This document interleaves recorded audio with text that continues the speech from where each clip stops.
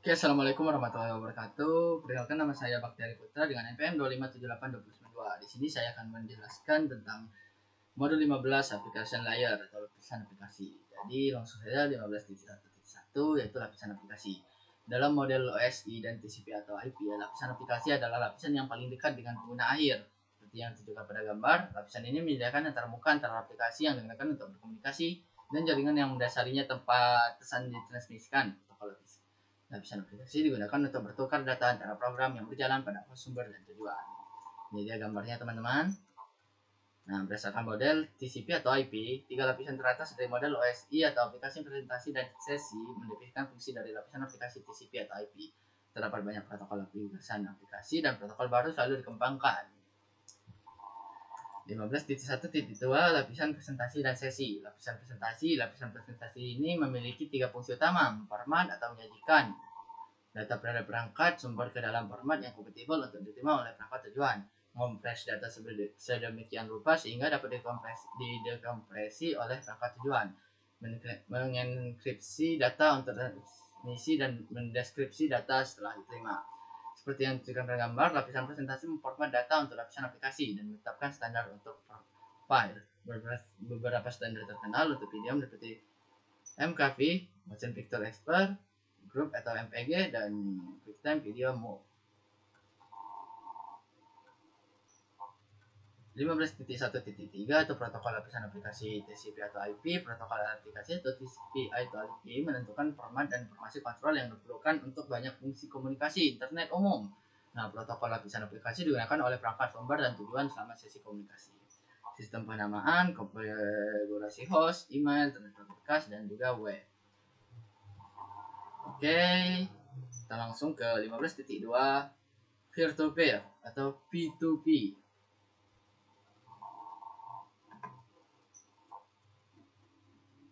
Bentar ya, kita terjemahkan dulu ke bahasa Indonesia agar lebih mudah.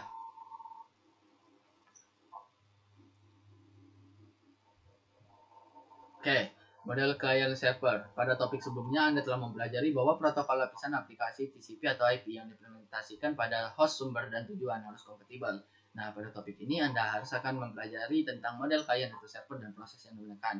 Yang berada di lapisan aplikasi, hal yang sama berlaku untuk jaringan peer-to-peer dalam model klien atau server.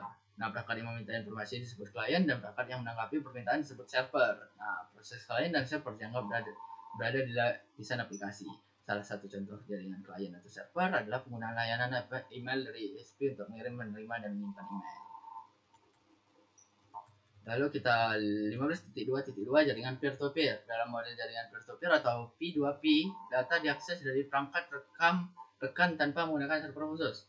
Nah, model jaringan P2P terdiri dari dua bagian, jaringan P2P dan aplikasi P2P. Kedua bagian ini memiliki fitur yang serupa, tapi dalam praktiknya bekerja dengan cara yang cukup berbeda.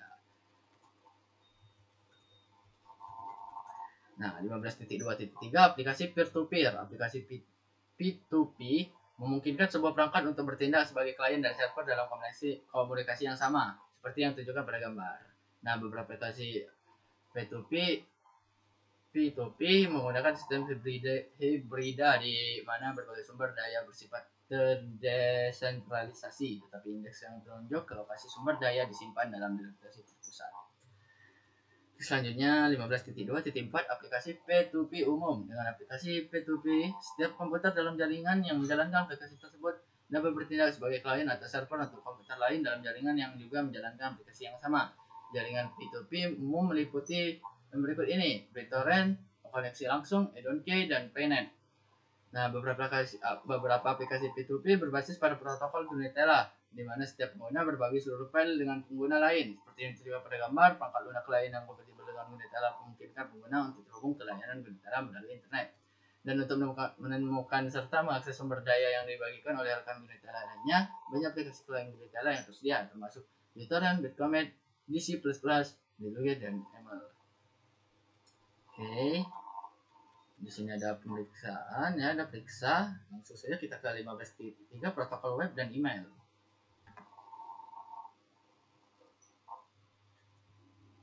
Oke, kita terjemahkan juga di sini ya.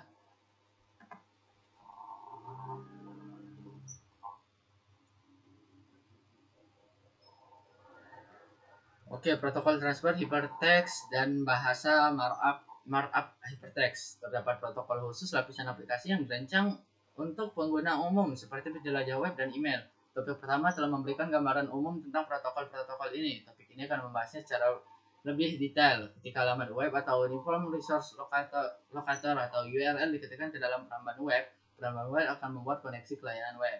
Nah, kita akan melihat di sini langkah yang pertama, ini untuk langkah yang kedua, ini untuk yang langkah ketiga, dan ini langkah yang keempat. Dilanjut 15.3.2 HTTP dan HTTPS. HTTP adalah protokol permintaan atau respon. Ketika klien biasanya peramban web mengirimkan permintaan ke server web, HTTP menentukan jenis pesan yang digunakan untuk komunikasi tersebut. 3 jenis pesan yang umum adalah GET. Nah, lihat gambar POST dan PUT. GET ini adalah permintaan data dari klien. POST, metode ini mengunggah file data ke server web seperti data formulir. Nah, PUT, perintah ini mengunggah sumber daya atau konten ke server web seperti gambar. Nah, 15.3.3 protokol email. Salah satu layanan utama yang ditawarkan oleh ISP adalah hosting email untuk berjalan di komputer atau perangkat layar lainnya. Email membutuhkan beberapa aplikasi dan layanan seperti yang terlihat pada gambar. Email adalah metode simpan dan teruskan untuk mengirim, menyimpan, dan mengambil pesan elektronik melalui jaringan. Nah, selanjutnya di 15.3.4 SMTP atau POP dan juga IMAP. Nah, di SMTP ini dia SMTP-nya, ini dia POP-nya, dan juga ini dia IMAP-nya. Di 15.3.5 itu ada periksa pemahaman. Kita lanjut saja ke 15.4. Layanan pengelamatan IP. Nah, translate juga ya.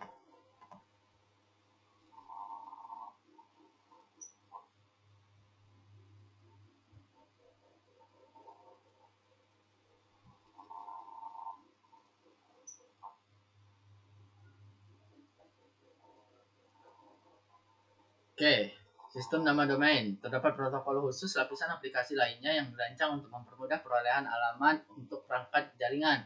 Nah, layanan ini sangat penting karena akan sangat memakan waktu untuk mengingat alamat IP alih-alih URL atau mengkonfigurasi semua perangkat secara manual dalam jaringan berukuran secara sedang hingga besar. Di internet, nama domain yang sepenuhnya memenuhi syarat atau FQDN seperti http www.cisco.com jauh lebih mudah diingat daripada 198.133.219.25 yang merupakan alamat numerik sebenarnya untuk server ini. Nah, di sini ada langkah yang pertama, langkah yang kedua, terus langkah yang ketiga, dan juga langkah keempat, serta langkah yang kelima. Oke, kita lanjut ke 15.4.2 format pesan DNS. Nah, server DNS menyimpan berbagai jenis catatan sumber daya yang digunakan untuk menyelesaikan nama. Catatan ini berisi nama, alamat, dan jenis catatan. Jenis catatan tersebut adalah sebagai berikut. A. Alamat IP versi 4 perangkat air NS server nama otoritatif. For E. Alamat IP versi 6 perangkat air dibaca queue E. MX catatan pertukaran surat. Ketika klien melakukan permintaan, proses DNS server pertama-tama melihat catatan miliknya sendiri untuk menyelesaikan nama tersebut. Oke, seperti yang ditunjukkan dalam tabel, DNS menggunakan format pesan yang sama antar server yang terdiri dari pertanyaan, jawaban, otoritas, dan informasi tambahan untuk semua jenis permintaan klien dan respon server. Pesan kesalahan dan transfer informasi catatan sumber daya. Oke, 15.4.3 hierarki DNS. Protokol DNS menggunakan sistem hierarki untuk membuat basis data guna menyediakan destinasi nama seperti yang disebutkan pada gambar. Sistem penamaan dipecah menjadi zona-zona kecil yang mudah dikelola. Nah, domain tingkat atas yang berbeda mewakili jenis organisasi atau negara asal. Itu ada .com, ada .org, .au, dan .co. Lanjut ke 15.4.4 perintah NS lookup. Nah, saat mengkonfigurasi perangkat jaringan, satu atau lebih alamat server DNS disediakan yang dapat digunakan klien DNS untuk resolusi nama. Sistem operasi komputer juga memiliki utilitas bernama NS lookup yang memungkinkan pengguna untuk secara manual menanyakan server nama untuk menyelesaikan nama host tertentu. Nah, pada gambar ini ketika perintah NS lookup dikeluarkan, server DNS deploy dan konfigurasi untuk host Anda akan ditampilkan. Oke, seperti ini. Selanjutnya pemeriksaan sintaksis perintah NS lookup. Kita langsung tunjukkan ya.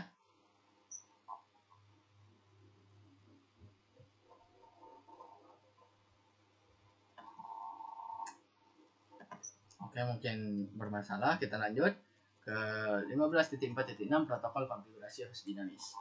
Nah, layanan dinamik host configuration protocol adalah DHCP untuk IP persimpan mengotomatiskan penetapan alamat IP persimpan, subnet mask, gateway, dan parameter jaringan IP persimpan lainnya. Nah, ketika sebuah host terhubung ke jaringan, server DHCP dihubungi dan alamat diminta. Pada jaringan yang lebih besar atau di mana populasi pengguna sering berubah, DHCP lebih disukai untuk penugasan alamat.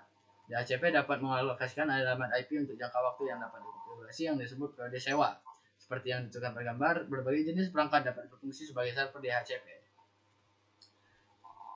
15.4.7 operasi DHCP. Seperti yang ditunjukkan pada gambar, ketika perangkat yang dikonfigurasi DHCP dengan IP persimpan melakukan booting atau terhubung ke jaringan, klien akan menyiarkan pesan DHCP discover atau DHCP discover untuk mengidentifikasi server DHCP yang tersedia di jaringan. Oke, di sini ada 15.48 mengenai solusi DNS dan juga ada periksa pemahaman. Kita lanjut ke 15.5 ya.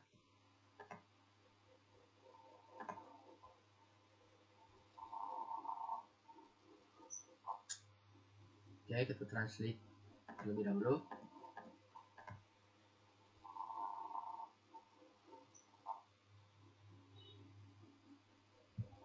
Protokol transfer berkas, seperti yang telah Anda pelajari pada topik sebelumnya, dalam mode klien atau server, klien dapat mengunggah data ke server dan mengunduh data dari server. Jika kedua perangkat menggunakan protokol transfer file atau FTP seperti HTTP, email, dan protokol pengalamatan, FTP adalah protokol lapisan aplikasi yang umum digunakan. Topik ini membahas FTP secara lebih detail. FTP dikembangkan untuk memungkinkan berdata antara klien dan server. Nah, klien FTP adalah aplikasi yang berjalan di komputer yang digunakan untuk mengirim dan menerima data dari server FTP. Selanjutnya 15.5.2 blok pesan server. Nah, server message block atau SMB adalah protokol berbagi file atau file klien atau server yang menjelaskan struktur sumber daya jaringan bersama seperti directory, file, printer, dan store serial. Ini adalah protokol yang permintaan response. Nah, semua pesan SMB memiliki format umum. Format ini menggunakan header berukuran tetap, diikuti oleh parameter dan komponen data berukuran variabel. Berikut adalah 3 fungsi pesan SMB. Memulai mengautentikasi dan mengakhiri sesi, kontrol akses file dan printer, dan izinkan aplikasi untuk mengirim atau menerima pesan ke atau dari perangkat lain. Oke, periksa pemahaman di 15.6 latihan dan kuis modul. Oke, mungkin cukup sekian untuk penjelasan saya kali ini. Saya Eri, wassalamualaikum warahmatullahi wabarakatuh.